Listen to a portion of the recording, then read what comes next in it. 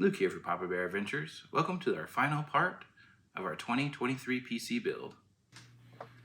So we've checked to make sure all of our hardware is showing up. And we have our 4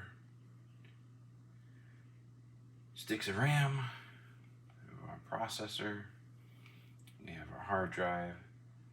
So the first thing we're going to do before we install the operating system is we are going to go ahead and update the BIOS. Current version on this BIOS is FC, and I believe the new version is FF. So we're going to go ahead and get that done. I've already downloaded the BIOS onto a flash drive. Just insert that and we'll get going. And QFlash is Gigabyte's version of the BIOS updater. What most modern manufacturers will have a version of something like that. So you do want to make sure that you unzip the file when you save it to your flash drive so that it will be detectable.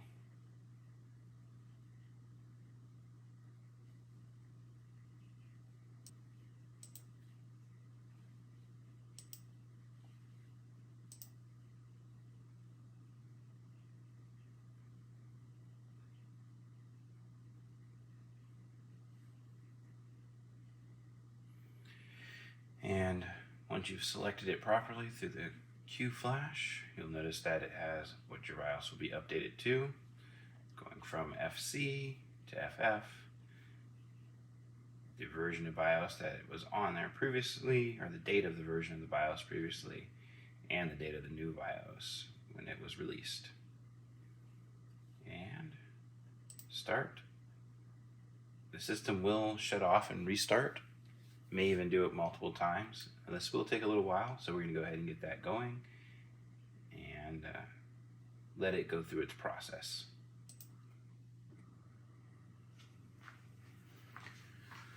All right, we let this go through its process, and now we can see that the BIOS has been updated to the FF BIOS version.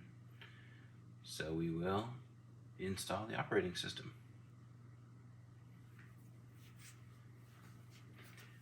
I did download the operating system Windows 11 onto this flash drive, and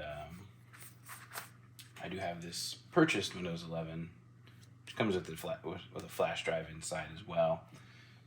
And the benefit of downloading it off the internet is you'll get the most updated version at the time of download. So we're going to use what I downloaded, and you can go to Windows to download yours and just follow the instructions. Pretty straightforward. So I'll use what I downloaded along with the product key that came with my purchased product. So after inserting the flash drive with the operating system on, we're just going to save and exit. You can click it, press F10, whatever the key says there, and save.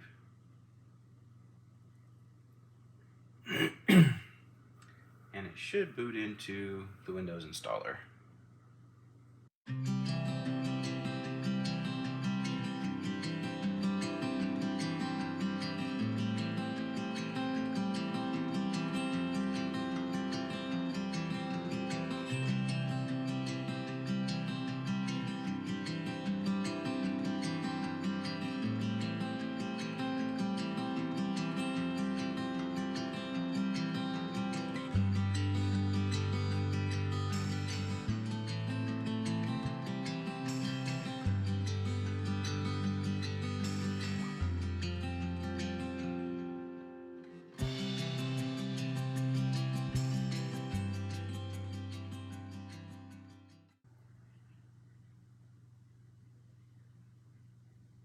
There we are. So, select your country, time zone, all that good stuff, keyboard format. This is all good for me.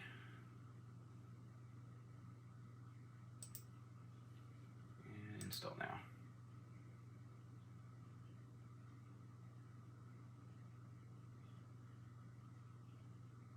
I selected I don't have a product key. We're going to enter that later because we want to do this without having to connect to the Windows if possible.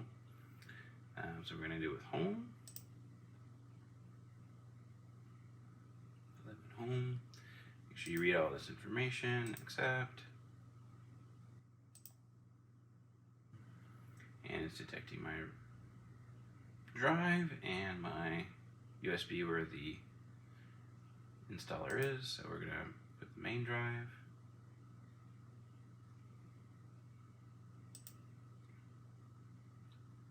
And you may have noticed I put a SATA cable and a SATA power cable in when I was doing the wiring when you're watching the video, but I didn't put a drive in there.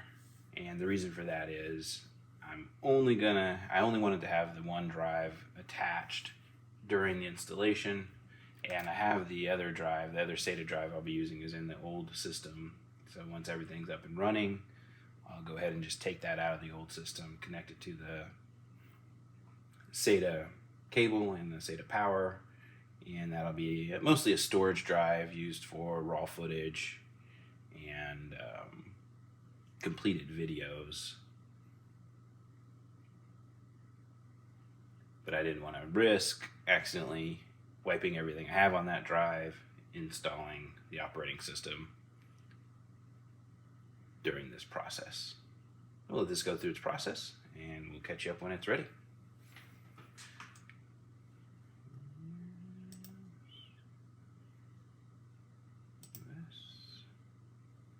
And you just need to go through, don't need a second keyboard layout. All right.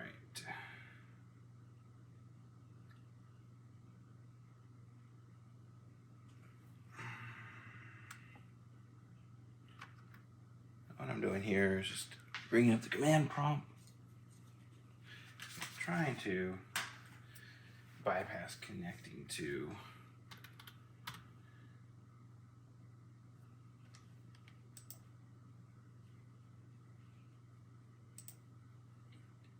the internet because I don't want to use my Outlook account to log in. I just want to create a local profile.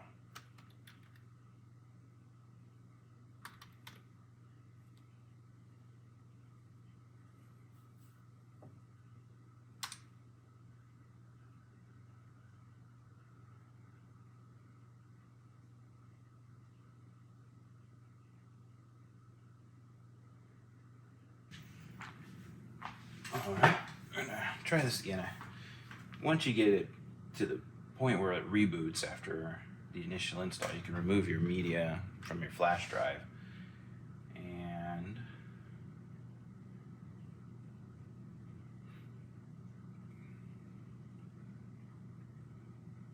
let's just go with I don't have internet. Continue with limited setup.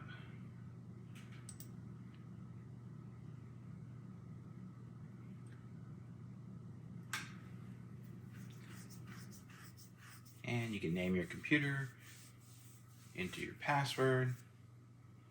I'm gonna go ahead and do that now. All right, creating the password. Oh.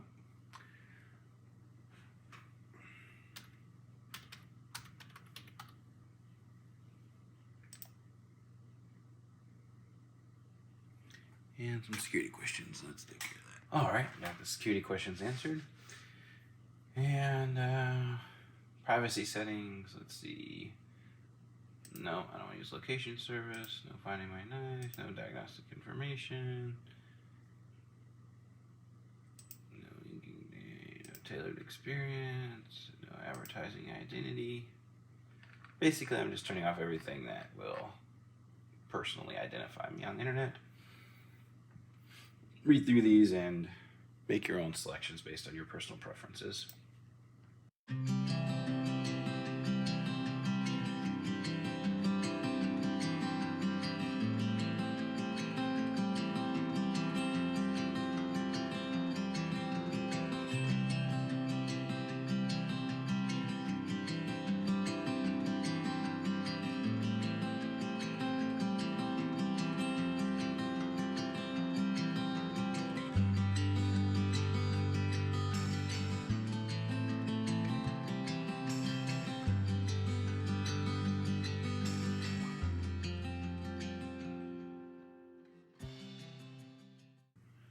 Now this will install basic drivers for all your peripherals, your hardware, all that.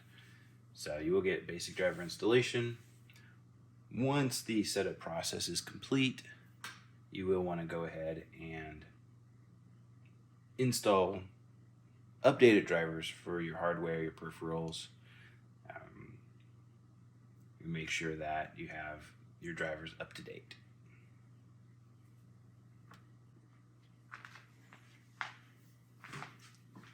Now what we need to do is update Windows.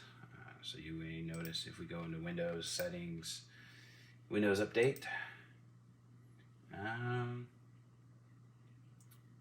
mine's saying we can't check for updates because it's not connected to the internet. So I'm going to go ahead and connect to the internet, and then we will check for updates again, and we will see what type of updates we have there at that point. All right, we got the internet connection. Settings, Windows updates, check for updates. And it's completely normal to see a long list of updates here. So we just go ahead and install, download and install. And as you go through that process, it may reboot several times. Just keep going through until everything is installed and updated. And it'll say here, no updates available, or you got everything. And so that's what we're going to wait for. And this can take several hours or not too long. Basically, depending on the internet connection, really is what you're going to drive the amount of time it takes to get this done. All right. Once your Windows update gives you this, you're up to date. That means all your drivers are updated and installed, and that is good to go.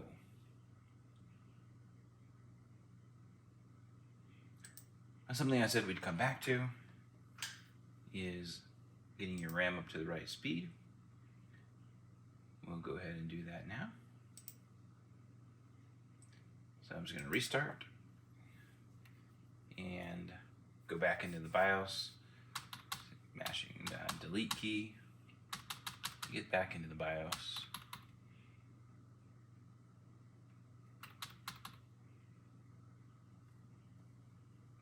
And we can do this in easy mode. And XMP enabled. Save and exit. Yes, I'm sure I want to enable it. Go back into our BIOS again. Oh, she's booting up again. And when you make a change like that, it may take a little while for the BIOS and everything to communicate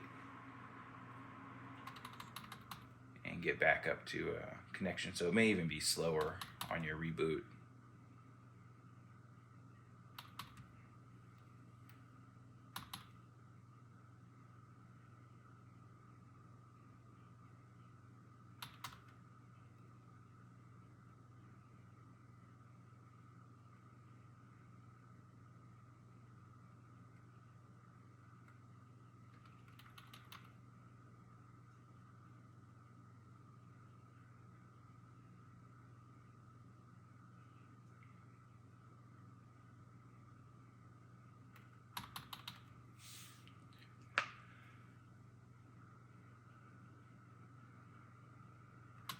Go.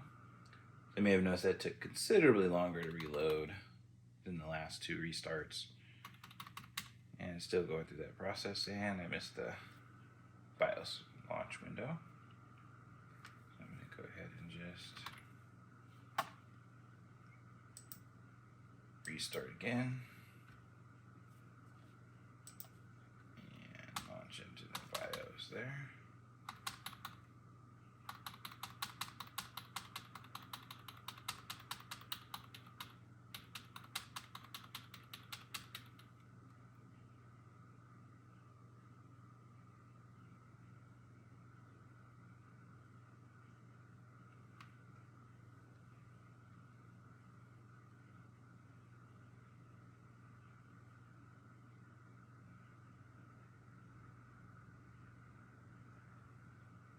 And now you'll notice that our memory frequency is the 5600, which is what this RAM actually is.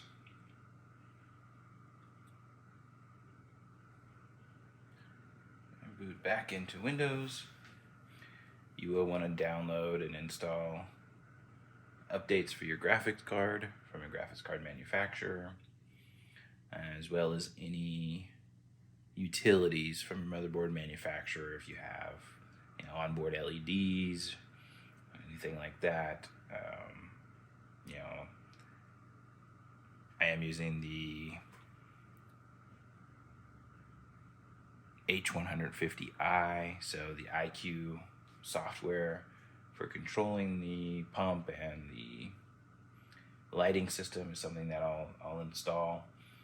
So any of those sort of applications, utility applications that you need, now would be the time to install those.